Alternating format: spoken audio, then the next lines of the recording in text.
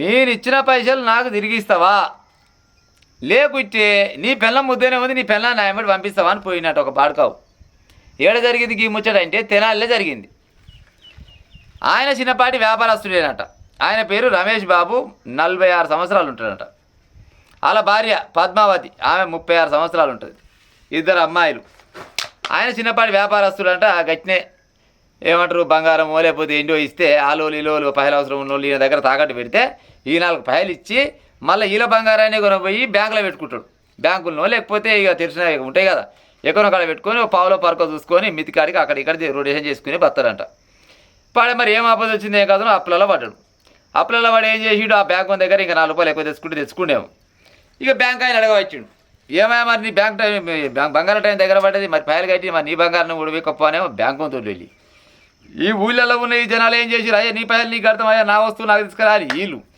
వీళ్ళకి ఇయ్యలేక వాళ్ళ దేలేక ఇక పిసుక వస్తున్నట్ట. ఏం చేయాలి అంటే వాళ్ళ ఊళ్ళోనే వాడు రాజా అంట.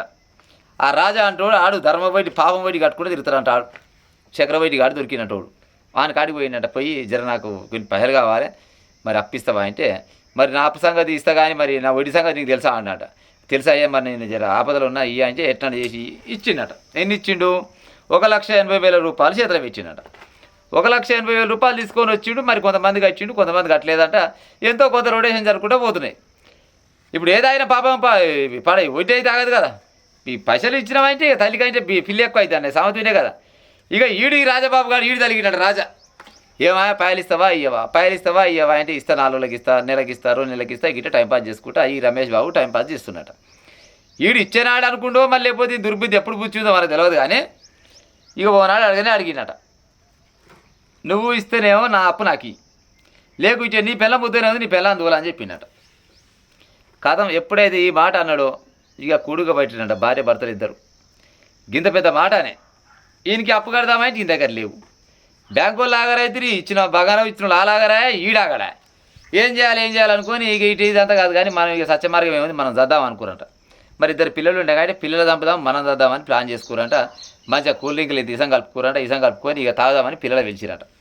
పిల్లలు పిలిచాగానే కూల్ డ్రింక్ అది పాడే కమ్మగా ఉంటుంది. అది ఏది అందులో ఇసం కలిపినాక ముక్కలు పెట్టుకోగానే పిల్లలకు ఆసన వచ్చి మమ్మీ డాడీ మేము తాగామని చెప్పిరట. ఇక ఎంత చద్దాం అనుకున్నా కానీ ఎన్నో కొద్దిగా అయితే మానవత్వం అయితే ఉంటుంది కదా. బిడ్డ మీరేం తాగుకుంటా కానీ మీరు పోయి ఆడుకోపోరి అని చెప్పగానే 2 పిల్లలు బయటకు పోయి ఆడుకోవడానికి కాలిపోయారంట. ఈ భార్య భర్తలు ఇద్దరు కలిసి ఆ మంద ఆగిరు. తాగే ముందరనే 5 కమ్మలు రాసిరంట, లెటర్. 5 కమ్మలలో వీళ్ళు ఎందుకు వస్తున్నారు, ఏం కథ, వీళ్ళకి అయింది ఏంది, ఈ రాజా అంటోడు ఏమన్నాడు, ఈ ఎన్నిపాయలు ఇచ్చిండు, ఇది మొత్తం రాసి పెట్టిండట. వాళ్ళ పోలీసులో దొరికింది. వాళ్ళు చదివేసరికల్లా ఇక వాళ్ళు అసలు ముచ్చే టైటిల్ ఇదే పెట్టినట్ట. అప్పిస్తావా లేకుంటే నీ పిల్లల్ని పంపిస్తావా అని అడిగిండంటాడు. అందుకోసం మేము వస్తున్నాం సార్ అని చెప్పిండు. అవునా రాజా, నువ్వు అప్పు ఇచ్చినావు, సరే అప్పు ఎట్టు అడుకోవాలి, ఇచ్చిన పైలు అడుకోవాలి, లేకపోతే ఈయనకుంటే ఒక పోలీస్ స్టేషన్ ఉంది, ఒక పెద్ద మనుషులు ఉన్నారు, లేకపోతే ఏమైనా గట్టినే ఆస్తులు పాస్తులు ఉంటే జప్తు చేయడం కాదు లెక్క. నువ్వు ఏకంగా అప్పిచ్చిన పాపానికి ఆయన పిల్లల మీద పానం పెట్టినావంటే నువ్వు ఏం పనికి పుట్టినవరా భూమి మీద రాజా? ఎవరు రాజా?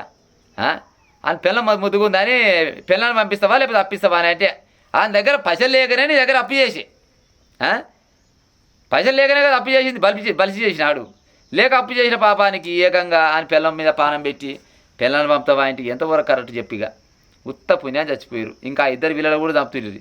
ఇక వాళ్ళకి ఏనో మరి ఏ దేవుడు కనుకరించిండో ఏం కాదో తెలియదు. కానీ ఇక వాళ్ళని పంపించి వీళ్ళు మంది దాగి చచ్చిరంట.